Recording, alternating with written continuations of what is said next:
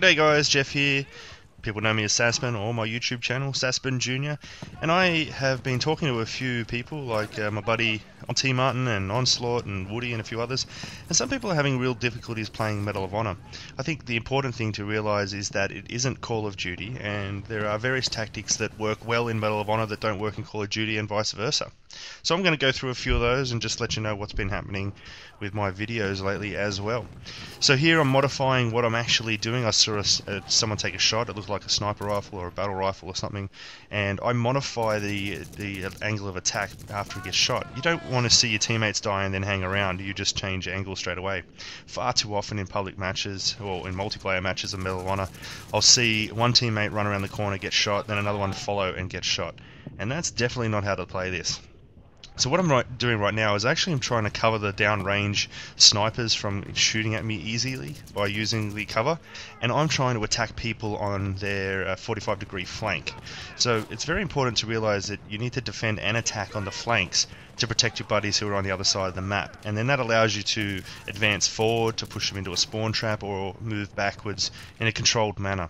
So you want the enemy to be engaging downrange, looking at the objective or looking straight ahead, while you're more interested in killing people from the side or the 45-degree angles. Preferably 70 degrees, I would say, is optimal, but right now I'm doing around about a 45-degree shot from downrange. I'm looking downrange right there, but that's where the cover is. Fortunately, I'm out of ammo, but that's fine. There's a few things you can do with keeping your score chains piled up, and I'll talk about that lately. But what I have noticed, I'm not sure if it's a bug, but if you go through all your score chains without using some of them, you lose some of them as well. So I noticed that I went through a lot of my score chains all the way up to flak vests, and then when I use flak vests I get intel, but after using intel I don't get any other score chains, even though I built the ones up all the way up to flak vests. So leave a comment in the description, let me know if you've seen something interesting like that as well. Now the pistols in this, they're perfect, they're almost like a primary, and I've been using them really effectively. In some cases now, even though I didn't show it here, I'm using my pistol to take out a few people before going back to my primary weapon, and that's also something you might want to think about. There's certain advantages for doing so, but the downside is that I turn up on the minimap. So I believe that the best approach for weapons when you're a rifleman is to use this is for riflemen, is to use the suppressor and open tip ammo. You only then have to really control your long range shots. You need to burst, even taking single shots to get a hit marker before you proceed. Now the reason I threw that smoke up that line there is that it stops snipers looking down the range. Now I'm actually posting this video because it's not one of my better games. Sure, I doubled the score of anyone in terms of the Medal of Honor point system, but I didn't do particularly well, and I make a lot of common mistakes, and this is one of the first games I played. Like here, I poked my head around the corner a little too far, and I got sniped by someone who was looking down that line. Now that's all well and good. Generally I wouldn't make the same mistake twice, but I was a little bit cocky in this, and I did that. That smoke down the line there, that allows me to cover the ammunition crate so I can actually get another one. And that actually, by throwing smoke up there, I would actually have to say that the rifleman class is the bread and butter class for winning this game. Smoke is probably, this game has probably highlighted the fact that smoke is the most critical aspect of winning the combat missions. And even sector control, you need smoke in a lot of cases. The objective raid, not so much, because that could just be based on sheer manpower, but it certainly helps. But yeah, I'd like to say that the Battlefield Bad Company 2 smoke was nice. It's good for confusion, but to actually win matches, you need riflemen throwing smoke in a coordinated manner, especially when you want to arm bombs and whatnot. So there I just used smoke to run across the laneway, and now I can actually use cover and obviously this ditch here to move around without getting shot. Now the thing is, I have stuck my head out a little too far from downrange, talking against my own opinion there. Getting shot at, I should have actually modified my cover or position, moving to another concealment area, but by sticking my head out to try to take the shot backwards, I was already on the back foot and going to lose that fight no matter what. Throwing that smoke again, it stops people from aiming down the line, and right now actually is a nice proof point that that smoke is still there, but they're having difficulty shooting people who are standing behind it. It actually works really, really well, and riflemen certainly need to use it more often. So where I'm posted up right now is optimal for defense, in that I have a frontline cover from downrange, and anyone who's attacking on the opposite side of the map ahead of my men over there, I can actually take them out before they round the corner. Now, ideally, they would be looking at my frontline area, so they could shoot people who are trying to approach me, and they can shoot on their flank as well. And that's definitely the key to getting nice points and holding people back in defense and whatnot.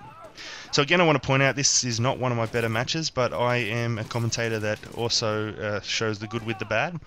I have been playing with a lot of subscribers in Medal of Honor. One thing that still has struck me as strange is that even if you're running the same clan tag, I mentioned it before, but even if you're running the same clan tag, when you join a match, it can split you up into separate teams. So if you have a party of 4, 2 can go on one, 2 can go on the other, or 3 on one, 1 on the other, and whatnot. And in one case, AJ and a few others, they were stuck in the opposite team, and we were just raping them and winning just over and over again. He had very bad teammates, but we played like 4 or 5 games and he never came across to our team. So that takes away a few of the assumptions we've made about the play groups, in that, when a new game starts, it should put you together and all that sort of stuff. And using the same clan tag, it's all just coincidence. There's a bug in the program that does it. Not sure why. It really sucks. The only thing I can suggest is that you just quit and start again. And once you do get in the same lobby, it never splits you up. So, that's a consolation, I guess, but it is a real pain in the butt. Failed on 2 shots there, which is quite terrible. These tanks are actually quite good. When you can jump on top of them, you get a better line of sight. And the only reason I pop my head out there is because the smoke downrange protects me for a little bit, so I can pop my head out, go behind cover, reload, and then stick my head out to shoot again. And these pre-fire shots are just for the fact that the minimap was telling me that people were running down that line, so I could aim up and get ready to fire as soon as I saw their shadow and their body come around the corner. So, because this wasn't a good match per se, even though I did okay in it, I wanted to bring some of the points to this channel, but also say, come and subscribe to my channel. This was the first game of the day for me, so I usually never have the best matches on the first game of the day, but the very next match, when we're attacking, I do quite well. There's a lot of new techniques that I want to introduce, but to give you guys something for this video as well, I want to go through a few snippets of videos from other games and just give you some hints on that. As for Medal of Honor, for me, I finished the single player. The campaign I thought was quite good. All campaigns seem short, but it was a quite good campaign. It was pretty easy in the scheme of things, but I suggest getting the game just for the campaign. And for that, on my channel, I have a PS3 copy and an Xbox copy to give away for, unfortunately guys, I've given a lot away to my current subscribers, but any new subscribers that come on, they're the ones who are going to be up for those to win a copy of that. I'm just going to randomly select it, but you do need to leave a comment on my Medal of Honor video that goes with this one, the attacking on the airfield. So I got 425 points from Medal of Honor, and I think it was a 14.6. That's not too bad. I am ranking around the 2100 to 2200 in the skill area, and I think it will stay there for quite a while. I probably will get up into the 2400, and then it will level off and not do much better from there. I'm going to get a few more games in with subscribers, but let's get on to the tips. So with emplacements, you do not want to do sustained fire. Emplacements are best to use temporarily or periodically. You wait until you actually know you're going to get a confirmed kill. You take the shot, you kill them, and you back away. If you can kill one or two people, great. But the reason you back away is they're just far too easy to take down. Grenade launchers take them down with a couple of hits. Any of the special ops can take them down straight away. The reason I moved over to this building is so I could temporarily use the other emplacement, but it was already destroyed. So because I've waited a bit, I can come back to this one, have a look around for my target. I'm not drawing attention to myself until I know I can get a kill. I take the shot, get the kill, and then move back. I was getting shot at there, so I moved back sooner. So they already know I'm there. At the same time as using emplacements, I always check the mini-map as well and ensure no one's coming around to flank me. Here's an example of flanking an enemy. He's more concentrated on my teammates who are in front of him, so I can take him from behind as he pops out from cover, and take him from the side, I should say, or his flank as I pop out from cover, and that's the ideal. In public matches, I also wait for my teammates to make stupid mistakes, like running forward like that, because they draw the attention. The enemy come out, and then I can take the shot from cover. That's another important thing to use. There was an example of killing someone, moving to an emplacement, grabbing another kill, and then moving away from the emplacement and protecting the objective again. The handguns in here, I think, are fantastic, as I mentioned before. Get some time into them, guys. Long-range shots, not a problem. They shoot very quickly. I think they probably will be nerfed at some point, but we'll see. I know they're nerfing the snipers a little bit, so I'm interested in what they're going to do with that. I only saw it on Twitter, but no more information on that from me yet. The other thing I'd like to point out is the grenade launchers or explosives are fairly weak, but they're still good in clearing or at least confirming if there's an enemy in bunkers such as these. So a lot of people can come up through the front and hide in there. So I use the grenades just to determine if there's anyone occupying that space, and that's something you might want to think about as well, because there's nothing worse than having a suppressed weapon guy in there and just obliterating your team's flank, or shooting everyone in the back. As for this match, not too much more to say here. I recommend you come over, subscribe to my channel. I will get the giveaway going, and I'll show you guys a few more hints for Medal of Honor, especially for you Call of Duty and Halo players who are having a lot of trouble with it. So please leave me a comment of whether you are having trouble, what you're having trouble in. I've got about 6 more videos that I'll bring out for Medal of Honor.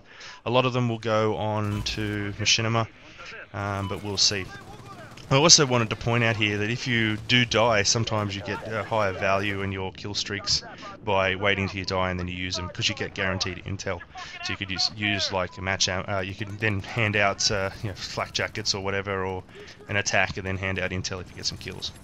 Lastly, I'm just showing you this about moving around on the map. So I've used cover to move across, reloaded.